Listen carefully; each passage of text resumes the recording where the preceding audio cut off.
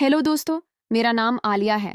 मेरी उम्र 32 साल है। शादी को 8 बरस हो चुके हैं और मेरे शौहर मस्कत में रहते हैं। वहीं किसी कंपनी में काम करते हैं। ये अलग बात है कि उसकी आमदनी अच्छी है, मगर उसके ना होने की वजह से अक्सर दिल उदास रहता है। बेटे बेटियां भी अभी छोटे हैं, स्कूल जाते हैं और फिर खेल कूद में लगे रहते हैं। मगर एक औरत का दिल, वो भी जवानी की दहलीज पर खड़ी औरत का, अक्सर खाली रह जाता है।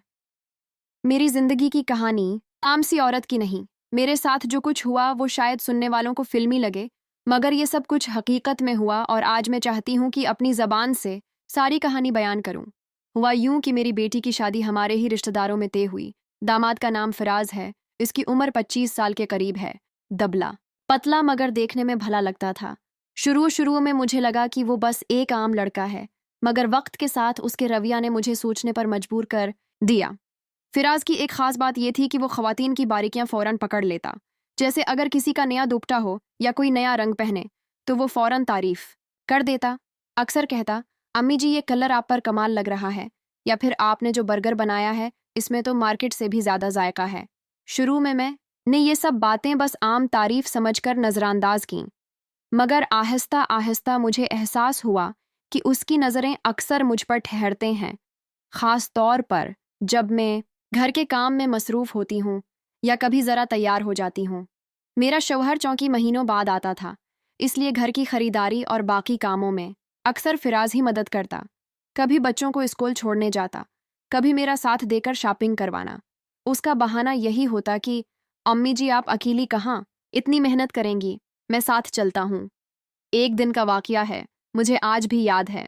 मैंने नई शाल ओढ़ी थी और शॉपिंग मॉल में हम दोनों बच्चों के कपड़े देख रहे थे। अचानक उसने कहा, अम्मी जी आप तो वैसे ही जवान लगती हैं, ये शाल तो आप पर बिल्कुल फिल्म हीरोइन जैसी जच रही है। मैंने चौंक कर उसे देखा। उसकी आंखों में वो शरारत छिपी थी जो आम दामाद में नहीं होनी चाहिए। मैंने फौरन मौजू बदल दिया, लेकिन दिल के किसी कोने में हलचल मच गई। घर आकर मैंने आईने में खुद को देखा। वाकई में 32 साल की थी, मगर अपना ख्याल रखने की वजह से काफ़ी जवान लगती थी। मेरा रंग साफ था, कद दरमियाना और जिस्म ऐसा था जिस पर कई ख्वातीन रश्क करती थीं। शायद यही चीज़ फिराज को मेरी तरफ खींच रही थी। शुरू के दिनों में मैंने कोशिश की कि उससे फासला रखूं, मगर हकीकत ये है कि जब कोई रोज़ आपके करीब हो, आपकी तारीफ करे, आपकी छोटी छोटी चीज़ों का ख्याल रखे, तो दिल चाहे ना चाहे नरम हो ही जाता है। फ्राज अक्सर बातों बातों में जिंदगी की तन्हाइयों के किस्से छेड़ देता। कहता, अम्मी जी कभी कभी इंसान को अपनों की ज़रूरत ज़्यादा होती है, सिर्फ बातें करने के लिए ही सही। आपको तो अपने शौहर की याद आती होगी। मैं हैरान होती कि वो किस हक से ये सवाल करता है, मगर उसके अंदाज में ऐसी मासूमियत होती कि जवाब देने पर मजबूर हो जाती। हाँ, मैंने माना शौहर की कमी मुझे खुलती है, मगर यह बात मैंने कभी जबान पर नहीं लाई थी। यही वो लम्हे थे जब मुझे महसूस हुआ कि मेरा दामाद मुझसे बढ़कर कुछ चाहता है। इसकी बातें, इसकी नज़रों की गर्मी, इसकी मौजूदगी का एहसास, सब कुछ साफ साफ बता रहा था कि मामला सिर्फ दामादी का नहीं। एक दिन दोपहर के वक्त बच्चे स्कूल में थे। मैं किचन में मसरूफ थी कि फिराज आ गया। कहने लगा, आमी जी आप तो हर वक्त काम में लगी रहती हैं, कभी अपने लिए भी वक्त निकालें। आएं आज बाहर चलते हैं। मैंने हंस कर कहा, बेटा लोग क्या कहेंगे। वो फौरन बोला, उम्मी जी आप फिक्र न करें, मैं हूं ना, लोग मुझे ही तो जानते हैं, आपको नहीं। उसका ये जुमला सीधा दिल पर लगा। ये खुशबू आपके जैसी है, नर्म मगर याद रह जाने वाली। मैं खामोश हो गई। दिल में एक अजीब सा एहसास जागा, जैसे बरसों की तन्हाई को कोई समझ रहा हो। दिन गुजरते गए। फिराज के रवैये मैं नरमी और कुर्बत बढ़ती गई। कभी वो मेरे हाथों को ज्यादा देर थाम लेता, कभी मेरी बातों पर ज़रूरत से ज्यादा गौर करता। मैं भी अब उसकी मौजूदगी को एंजॉय करने लगी थी। मेरे दिल में कशमकश थी। एक तरफ मैं माँ के रिश्ते में थी, दूसरी तरफ औरत के दिल में छिपी ख्वाहिशात जाग रही थीं। सच कहूँ तो मेरे शौहर की बरसों की दूरी ने मुझे कमज़ोर कर दिया था। मैं सोचती थी, क्या ये सही है, क्या मैं गलत कर रही हूँ। मगर अगले ही लम्हे फिराज की मुस्कुराहट, उसकी तोजा मेरी सोचों को खामोश कर देती। एक रात सब बच्चे सो गए। मैं सहन में बैठ की ठंडी हुआ महसूस कर रही थी। फिराज भी आ गया। उसने कहा, अम्मी जी कभी कभी आप आप, मुझे लगता है कि आप बस उम्मी नहीं, आप मेरी सबसे करीबी दोस्त भी हैं। मैंने उसे घूरा, मगर दिल के अंदर एक अजीब सा सुकून उतरा। ये जमला वो हद से आगे निकलकर कह गया था, मगर मैंने उसे रोका नहीं। इस लम्हे मुझे यकीन हो गया कि ये सिर्फ मेरे दिल का वहम नहीं, फिराज वाकई मुझे चाहता है, और कहीं ना कहीं मैं भी उसके दिल की इस चाहत को रोकने की कोशिश में कमजोर हो रही हूं। आस रात के बाद मेरा दिल बेचैन सा रहने लगा। फिराज के अल्फाज गूंजते रहे, अम्मी जी आप सिर्फ अम्मी नहीं, मेरे करीब तरीन दोस्त भी हैं। ये जमला मेरे दिल में कहीं उतर गया था, मैं चाहकर भी उसे भला न सकी। अगले दिन जब वो नाश्ते की मेज पर बैठा तो बड़े एतमाद से मेरी तरफ देखते हुए मुस्कुराया। मुझे लगा जैसे वो जान गया कि उसकी बात मेरे दिल पर असर कर गई है। मैंने नजरें चराएं, मगर दिल के अंदर एक हलचल जरूर थी। आसी दिन दोपहर को बच्चे स्कूल गए हुए थे। मैं सहन में कपड़े सिखा रही थी। धूप तेज थी और मैंने हल्की सी कमीज पहन रखी थी। फिराज अंदर आया और हंसते हुए बोला, अम्मी जी आप पर तो धूप भी रश्क कर रही है। मैंने उसकी बात पर मसनूई गुस्सा दिखाया। क्या बातें करते हो फिराज, तुम्हें कुछ लिहाज है या नहीं? वो करीब आया और बोला, अम्मी जी मैं बस सच कह रहा हूं, आपको देखकर दिल को खुशी मिलती है, आपकी मुस्कुराहट में सुकून है। मेरा दिल चाहा कि फौरन जवाब दूं, मगर हिम्मत ना हुई, बस चुपचाप अंदर चली गई। मगर उसकी नज़रों की गर्मी मेरे पीछे पीछे अंदर तक आ गई। आज शाम जब हम सब खाने पर बैठे तो फिराज ने बच्चों के सामने बड़े मान से कहा, अम्मी जी के हाथ का सालन दुनिया की हर डिश से बेहतर है। मैंने मुस्कुराकर सर झुका लिया। बच्चे भी खुश हो गए, मगर मेरा दिल कुछ और सोच रहा था। कुछ दिन यूं ही गुजर गए। फिराज की बातों में अब खलम खल्ला इशारे आने लगे। वो अक्सर कहता, अम्मी जी अगर आप चाहें तो मैं आपकी जिंदगी की खाली जगह भर सकता हूं।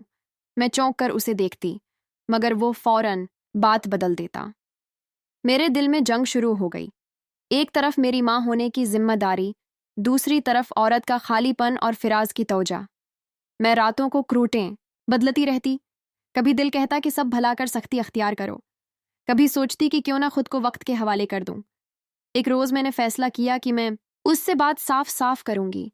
शाम को जब सब लोग अपने कामों में लगे थे, मैंने फिराज को कमरे में बुला लिया। दरवाजा बंद था। मैंने संजीदा लहजे में कहा, फिराज ये सब जो तुम कहते हो ये मुनासिब नहीं, तुम मेरे दामाद हो। वो लम्हा भर खामोश रहा, फिर मेरे करीब आकर बोला, अम्मी जी मैं जानता हूं ये रिश्ता कैसा है, लेकिन दिल के हाथों मजबूर हूं। आपको देखकर बस यही लगता है कि आप ही मेरी असल चाहत हैं। आपसे बात किए बगैर चैन नहीं आता। मेरे लब कपकपाने लगे। मैंने कहा, यह सब गलत है। लोग क्या कहेंगे, बेटी को क्या मुना दिखाएंगे? वो मुस्कुराया और बोला, अम्मी जी ये सब हमारे दरमियान का मामला है, बाहर की दुनिया को क्या खबर। उसकी आंखों में अज़्म था। मुझे लगा जैसे वो पीछे हटने वाला नहीं। मैं कमजोर हो गई। मेरे दिल ने हार मान ली और आज दिन के बाद हमारे दरमियान एक खामोश समझौता हो गया। वो पहले की तरह दामाद नहीं रहा, अब उसकी बातों में एक अलग हक जताना शामिल हो गया। मैं जब भी तैयार होती, वो देर तक मुझे देखता। मैं किचन में खड़ी होती तो आहिस्ता से आकर कहता, अम्मी जी आपके हाथ की खुशबू सारे घर को महका देती है। एक दिन उसने जिद की कि हम दोनों पार्क चलें। मैंने बहाने किए, मगर वो मानने को तैयार न था। आखिरकार मैंने हामी भर ली। पार्क में उसने मेरे साथ ऐसे चलना शुरू किया जैसे हम कोई आम जोड़ा हूं। मेरा दिल जोर जोर से धड़क रहा था। मैं डर रही थी कि कोई पहचान न ले, मगर फराज बड़े एतमाद से मुस्कुरा रहा था। उसने कहा, अम्मी जी आपको पता है, आपके साथ वक्त गुजार कर मुझे लगता है कि मैं दुनिया का सबसे खुश नसीब इंसान हूं। ये अल्फाज सुनकर मेरी आंखें भीग गईं। बरसों बाद किसी ने मुझे इस तरह महसूस करवाया था कि मैं खास हूं, मैं कीमती हूं। रात को जब मैं कमरे में अकेली थी तो इसके जुमले याद आते रहे। मुझे लगा कि मैं अब उसके बगैर नहीं रह सकूंगी। दिल चाहे ना चाहे मैं उसके करीब जा रही थी। फिराज ने भी मौके ज़ाया नहीं क्या। वो हर लम्हा मेरे आसपास रहने लगा। कभी बच्चों के काम का बहाना, कभी सुदा सलफ लेने का, मगर हकीकत ये थी कि वो मुझे तन्हा नहीं छोड़ना चाहता था, और मैं भी अब उसकी करबत को बरा नहीं समझती थी। एक दिन दोपहर को बिजली चली गई। घर में खामोशी छा गई। बच्चे स्कूल में थे, मैं सहन में। पंखा झल रही थी कि फराज अंदर आ गया। उसने मेरे करीब बैठकर कहा, अम्मी जी ये खामोशी भी कितनी हुसैन है ना, जैसे हम दोनों के दिल एक दूसरे की बात सुन रहे हूँ। मेरे लबों पे हल्की सी मुस्कुराहट आ गई। मैंने नजरें झुका लीं। फिराज ने आहिस्ता से कहा, अम्मी जी अब तो मान जाएं, हम दोनों एक दूसरे के बगैर नहीं रह सकते।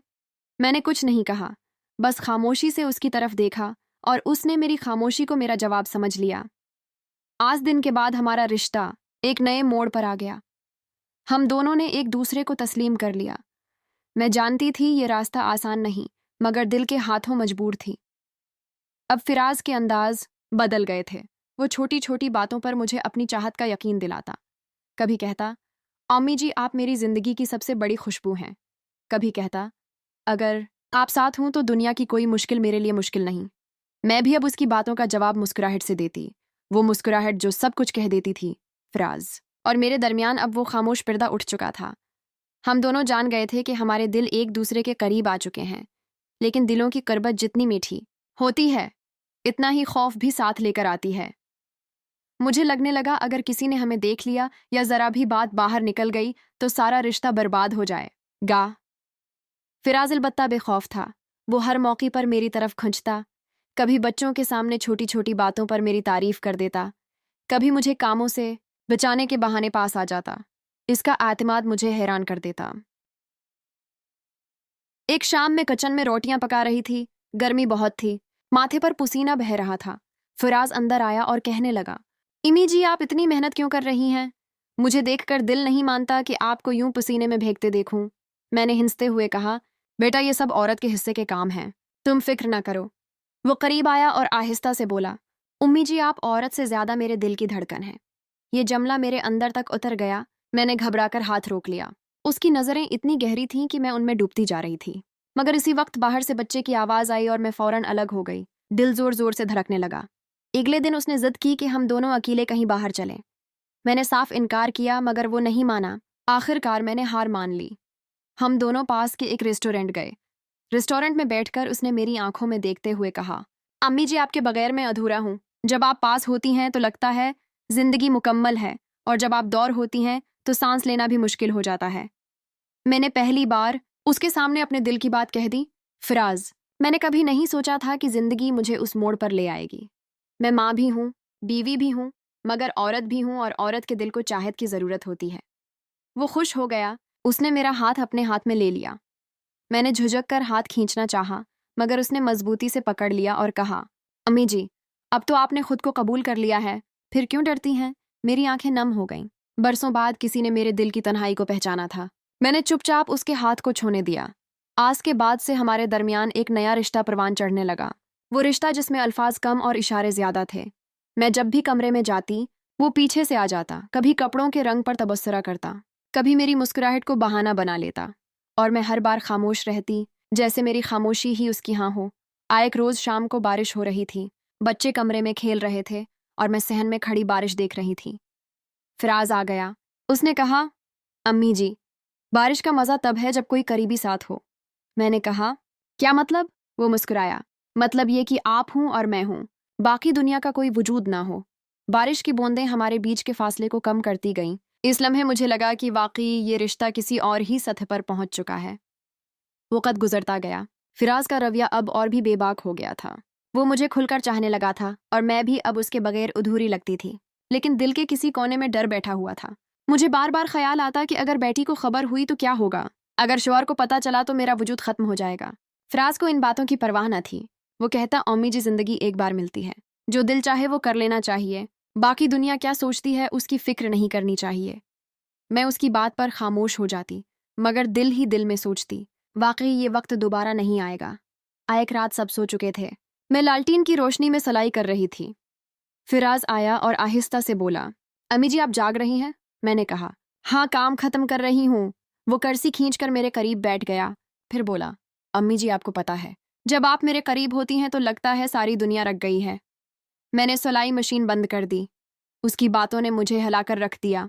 मैंने उसकी तरफ देखा, वो बिल्कुल संजीदा था। इस लम्हे मैंने महसूस किया कि अब मैं भी उसकी चाहत में कैद हो गई हूँ। आज के बाद हमारी खामोशी भी मानी रखने लगी। कभी हम कुछ बोलते नहीं, बस एक दूसरे को देखते रहते।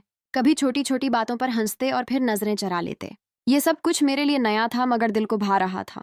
एक दिन उसने कहा, अम्मी जी आपने मुझे अपनी खामोशी में कबूल कर लिया है, मगर एक दिन आपको साफ साफ कहना होगा कि आप मुझे चाहती हैं। मेरा दिल कांप गया, मगर सच तो ये था कि मैं वाकई उसे चाहने लगी थी। इसकी मुस्कुराहट, इसकी बातें, उसका हर अंदाज मेरे दिल को अपनी गिरफ्त में ले चुका था। मैंने उसकी तरफ देखकर बस इतना कहा, फिराज, कुछ बातें लफ्जों में कहने की जरूरत नहीं होती। वो खुश हो गया। उसकी आंखों में वो रोशनी थी जो जीतने वाले की आंखों में होती है। फिराज की आंखों में वो रोशनी देखकर मेरा दिल और भी बेचैन हो गया। मुझे अंदाजा हो चुका था कि अब वापसी का रास्ता बाकी नहीं रहा। दिल और दिमाग की जंग में दिल जीत गया। मैं चाहकर भी उसकी चाहत को झटला नहीं सकती थी। अगले दिन मैं सहन में पौधों को पानी दे रही थी। धूप तेज थी और हुआ बिल्कुल बंद। पसीना माथे पर चमक रहा था। फिराज आहिस्ता से आया और मेरा पानी का जग पकड़ लिया।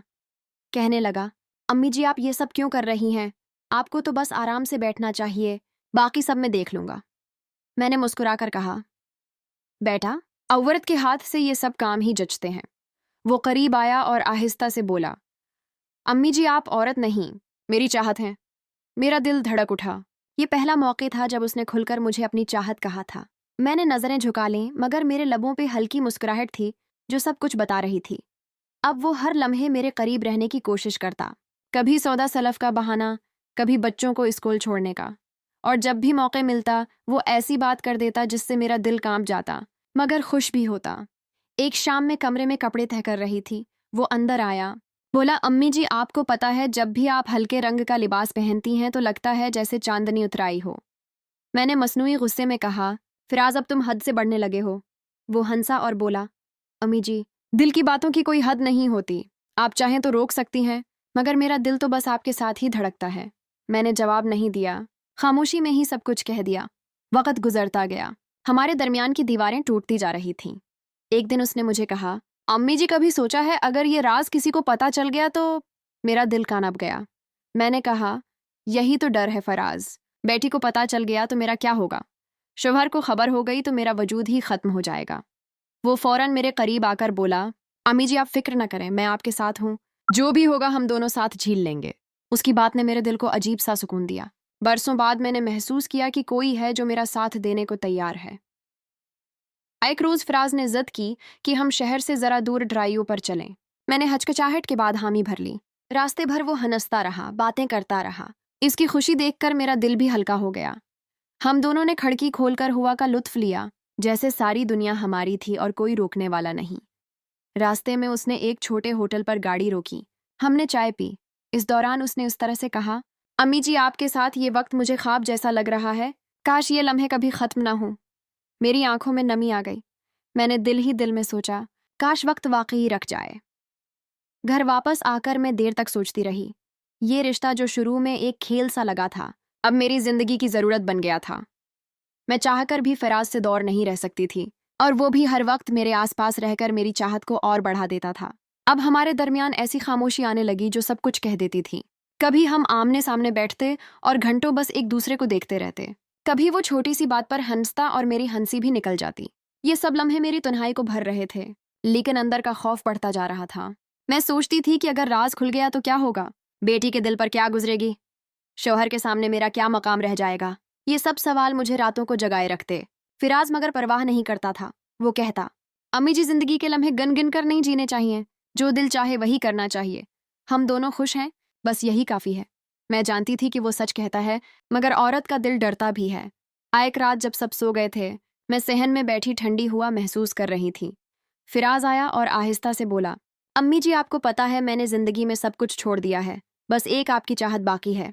अगर आप मेरा साथ न दें तो मेरा वजूद अधूरा रह जाएगा। मेरे दिल की दीवार आखिरी बार टूट गई। मैंने उसकी तरफ देखा और आहिस्ता से बोली, फिराज, ये रास्ता आसान नहीं, मगर अब मैं भी तुम्हारे बगैर नहीं रह सकती। उसके चेहरे पर वो खुशी थी जो लफ्जों से बाहर थी। इस लम्हे मुझे लगा कि बरसों की तन्हाई का सहरा जैसे बारिश से भर गया हो। वक़्त के साथ हमने ये राज अपने दिलों में छिपा लिया। बाहर की दुनिया के लिए मैं अब भी एक माँ थी और वो दामाद, मगर हमारे बीच एक ऐसा ताल्लुक परवान चढ़ गया था जिसे कोई तोड़ नहीं सकता था। हाँ, डर अब भी था, मगर इस डर के साथ एक अजीब सी मिठास भी थी, जैसे किसी छिपे खजाने को छिपाकर रखने का लुत्फ। यही मेरी कहानी है, एक औरत की जो माँ भी थी, मगर सबसे बढ़कर एक इंसान थी जिसे चाहत और तौजा की ज़रूरत थी, और ये चाहत उसे अपने ही दामाद में मिल गई। दोस्तों, आज की स्टोरी यहाँ ख़त्म हुई। उम्मीद है आपको ये स्टोरी पसंद आई होगी। मज़ीद दिलचस्प स्टोरीज़ के लिए मेरे यूट्यूब चैनल को लाजमन सब्सक्राइब, वीडियो पर लाइक और शेयर कीजिए। शुक्रिया।